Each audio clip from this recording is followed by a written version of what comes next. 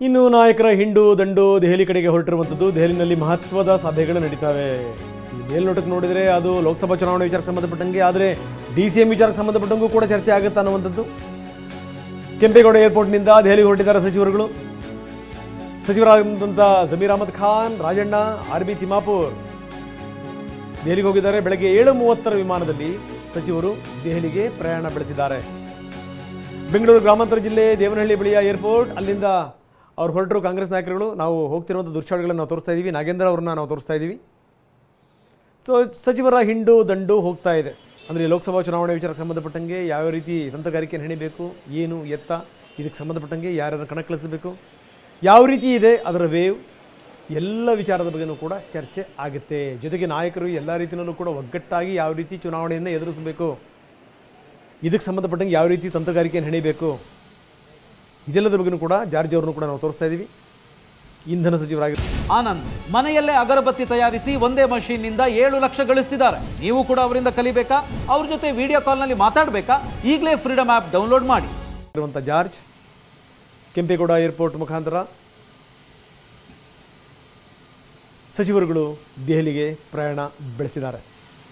ದೆಹಲಿನಲ್ಲಿ ಮಹತ್ವದ ಸಭೆ ನಡೆಯುತ್ತೆ.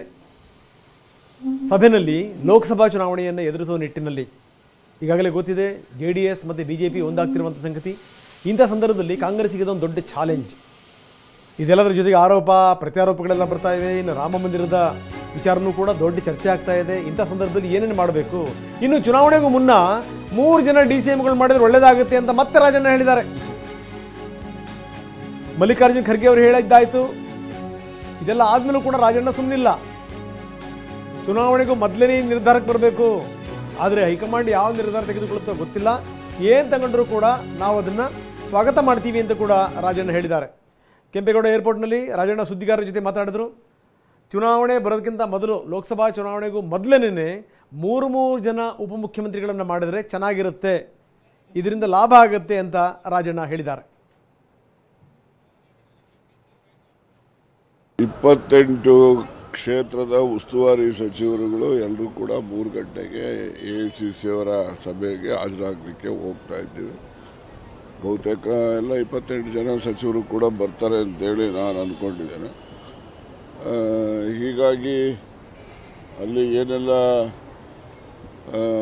ನಿರ್ದೇಶನಗಳನ್ನು ಚುನಾವಣೆ ಸಂಬಂಧದಲ್ಲಿ ಕೊಡ್ತಾರೆ ಆ ನಿರ್ದೇಶನಗಳನ್ನು ಪಾಲಿಸ್ತಕ್ಕಂಥದ್ದು ನಮ್ಮೆಲ್ಲರ ಆದ್ಯ ಕರ್ತವ್ಯ. ಹೀಗಾಗಿ ಎಲ್ಲ ಸಚಿವರುಗಳು ಕೂಡ ಓಡ್ತಾ ಇದ್ದೀವಿ. AICC ಅವರ ಒಂದು ಸಭೆ ಏರ್ಪಡಿಸಿರ್ತಕ್ಕಂಥ ಹಿನ್ನೆಲೆಯಲ್ಲಿ ನಾವು ಹೋಗ್ತೀವಿ. ಆಯ್ತಲ್ಲ, ಚರ್ಚೆ ಆಗ್ತಾ ಇದೆ, ಸಲಹೆ ಮಾಡ್ತಾ ಇದ್ದೀವಿ. ಅದು that is up to the high command to take a decision. AICC ಅವರು ನಮ್ಮ ಪಾರ್ಲಿಮೆಂಟ್ರಿ ಯಾರು ಉಸ್ತುವಾರಿ ಕೋಆರ್ಡಿನೇಟರ್ಸ್ ಇದ್ದಾರೆ ಅವ್ರನ್ನೆಲ್ಲ ಮೀಟಿಂಗ್ ಕರೆಸಿದ್ದಾರೆ 3:30ಗೆ. ಅದು ಅಟೆಂಡ್ ಮಾಡಲಿಕ್ಕೆ ಹೋಗ್ತಾ ಇದ್ದಾರೆ. ಸರ್, ಈಗ ಚುನಾವಣೆಗೆ ಮುಂಚೆ DCM ಆಗಬೇಕಂತದ್ದು ಕೆಲವರು ಸಚಿವರು ವ್ಯಕ್ತಪಡಿಸಿದ್ದಾರೆ ಅಂತಕ್ಕಂಥದ್ದು ಎಲ್ಲ ಹೈಕಮಾಂಡಿಗೆ ಬಿಟ್ಟಿದ್ದು. ಅವ್ರವ್ರ ಅಭಿಪ್ರಾಯ ಹೇಳ್ತಾ ಇರ್ಬೋದು. ಡಿಸಿಷನ್ ಹಾಕೋದು AICC ಪ್ರೆಸಿಡೆಂಟ್ ಇದ್ದಾರೆ, ಹೈಕಮಾಂಡ್ ಇದ್ದಾರೆ, ಚೀಫ್ ಮಿನಿಸ್ಟರ್ ಇದ್ದಾರೆ, ಅವರು AICC ಅವರು. ಸೊ ಇನ್ನೂ ಕ್ಲೈಮ್ಯಾಕ್ಸ್ ಅಂತ ತಲುಪಿಲ್ಲ DCM ದಂಗಲ್. ಯಾಕಂದರೆ DCM ಆಗಬೇಕು ನೋಡಿ, ಈ ವಿಚಾರಕ್ಕೆ ಸಂಬಂಧಪಟ್ಟಂಗೂ ಕೂಡ ರಾಜಣ್ಣ ಹೋಗ್ತಾ ಮಾತಾಡಿದ್ರು. ಜಾರ್ಜ್ ಹೇಳಿದ್ರು ಹೈಕಮಾಂಡ್ ನಿರ್ಧಾರ ನಮ್ದೇನಿಲ್ಲ ಅನ್ನುವಂಥ ಮಾತು. ಆದರೆ ಎಲ್ಲಿ ತನಕ ಬಂದಿದೆ ಹಾಗಾದರೆ ಯಾರೂ ಸುಮ್ಮನಿಲ್ಲ. ಇವತ್ತು ಕಾಂಗ್ರೆಸ್ ನಾಯಕ ರಾಹುಲ್ ನೇತೃತ್ವದಲ್ಲಿ ಸಭೆ ನಡೆಯುತ್ತೆ. ಒಂದು ಸ್ಪಷ್ಟ ಸೂಚನೆ ಏನಾದರೂ ಬರುತ್ತಾ? ಯಾಕಂದರೆ ರಾಜ್ಯದ 28 ಮಂದಿ ಸಚಿವರು ದೆಹಲಿಗೆ ಹೋಗ್ತಾ ಇದ್ದಾರೆ, ಮೀಟಿಂಗಲ್ಲಿ ಪಾಲ್ಗೊಳ್ತಾರೆ. DCM ವಿಚಾರಕ್ಕೆ ಸಂಬಂಧಪಟ್ಟಂಗೂ ಕೂಡ ನಾಯಕರನ್ನ ಭೇಟಿ ಮಾಡಬಹುದು ಅನ್ನುವಂಥ ಮಾತುಗಳು. ಸಭೆಯ ಬಳಿಕ ಪ್ರತ್ಯೇಕವಾಗಿ ನಾಯಕರನ್ನ ಭೇಟಿ ಮಾಡಿ ಚರ್ಚೆ ಮಾಡ್ತಾರೆ ರಾಜ್ಯ ನಾಯಕರುಗಳು. ಸೊ ಇದಕ್ಕೆ ಸಂಬಂಧಪಟ್ಟಂಗೆ ಸುರ್ಜೇವಾಲಾ ಜೊತೆಗೆ ಚರ್ಚೆಗಳಾಗ್ಬೋದು. ಖರ್ಗೆ ಅವ್ರ ಜೊತೆಗೆ ಖರ್ಗೆ ಅವರು ತುಂಬ ಸ್ಪಷ್ಟವಾಗಿ ಹೇಳಿಬಿಟ್ಟಿದ್ದಾರೆ, ಇಂಥದ್ದು ಯಾವುದೇ ಪ್ರಸ್ತಾಪ ಇಲ್ಲ, ಚುನಾವಣೆ ಸಂದರ್ಭದಲ್ಲಿ ಇಂಥವ್ರು ಮಾತಾಡಲೂಬಾರದು ನೀವು ಅಂತ. ಅವ್ರಿಗೆ ಗೊತ್ತಿದೆ ಇಂಥ ಸಂದರ್ಭದಲ್ಲಿ ಮಾತಾಡಿದ್ರೆ ಅದನ್ನೇ BJP ಅದನ್ನು ಅಸ್ತ್ರವನ್ನಾಗಿ ಬಳಸ್ಕೋಬಹುದು ಅನ್ನುವಂಥದ್ದು ಗೊತ್ತಿದೆ. ಇನ್ನು DK ಕೌಂಟರ್ ಪ್ಲಾನ್ ಕೊಡ್ತಾ ಇದ್ದಾರೆ. ಎಸ್, DCM ಕೇಳಿದವರನ್ನ ಲೋಕಸಭೆಗೆ ಸ್ಪರ್ಧಿಸೋದಕ್ಕೆ ಹೇಳೋದು. ಸೊ ಒಂದು ಕೌಂಟರ್ ಪ್ಲಾನ್ ಅನ್ನ ಈಗ DK ಕೂಡ ರೆಡಿ ಮಾಡ್ಕೊಂಡಿದ್ದಾರೆ. ಸಚಿವರು ಸ್ಪರ್ಧಿಸುವಂತೆ ಹೈಕಮಾಂಡ್ ಸೂಚಿಸಿದ್ರೆ ಒಂದು ಹಂತದಲ್ಲಿ DK ಶಿವಕುಮಾರ್ ಗೆದ್ದಂತೆ ಲೆಕ್ಕ.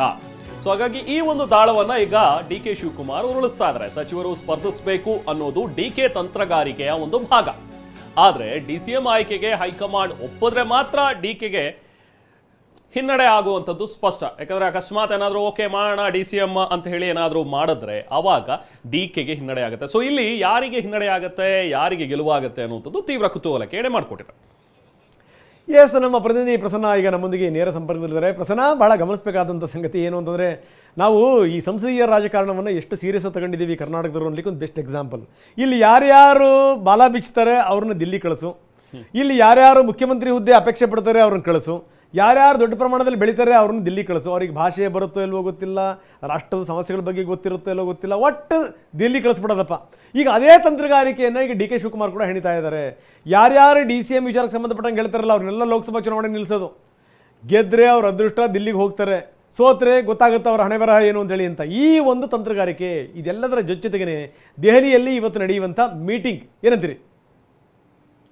ರಂಗನಾಥ್, ನಿನ್ನೆ ಸುರ್ಜೇವಾಲಾ ಅವರು ರಾಜ್ಯ ಕಾಂಗ್ರೆಸ್ ಉಸ್ತುವಾರಿ ರಾಜ್ಯಕ್ಕೆ ಬಂದು DCM ಆಯ್ಕೆ ವಿಚಾರದಲ್ಲಿ ಒಂದು ಸ್ಪಷ್ಟನೆ ಕೊಟ್ಟ ಬಳಿಕ ಇಡೀ ಗೊಂದಲಗಳು ಮುಗೀತು ಅಂತ ಚರ್ಚೆ ನಡೀತಾ ಇತ್ತು. ಆದರೆ ಇವತ್ತಿನ ಬೆಳವಣಿಗೆಗಳನ್ನ ನೋಡಿದ್ರೆ ಇನ್ನೂ ಕೂಡ ಕ್ಲೈಮ್ಯಾಕ್ಸ್ ತಲುಪಿಲ್ಲ.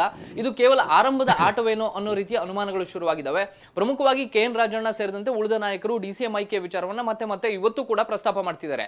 ಇದರ ಜೊತೆಗೆ ಈ ವಿಚಾರದಲ್ಲಿ ಹೇಗೆ ಜಿದ್ದಾಜಿದ್ದಿ ನಡೀತಾ ಇದೆ ಅನ್ನುವಂಥದ್ದು ಕುತೂಹಲ ಕೆರಳಿಸ್ತಾ ಇದೆ. ಬಹಳ DK ಶಿವಕುಮಾರ್ ಅವರು ಒಂದು ತಂತ್ರಗಾರಿಕೆಯ ಭಾಗವಾಗಿ ಸಚಿವರನ್ನ ಲೋಕಸಭೆಗೆ ಸ್ಪರ್ಧೆ ಮಾಡುವಂತ ನಿಟ್ಟಿನಲ್ಲಿ ಹೈಕಮಾಂಡ್ಗೆ ಒಂದು ಸಣ್ಣ ಬೀಜವನ್ನ ಬಿತ್ತಿದ್ದಾರೆ.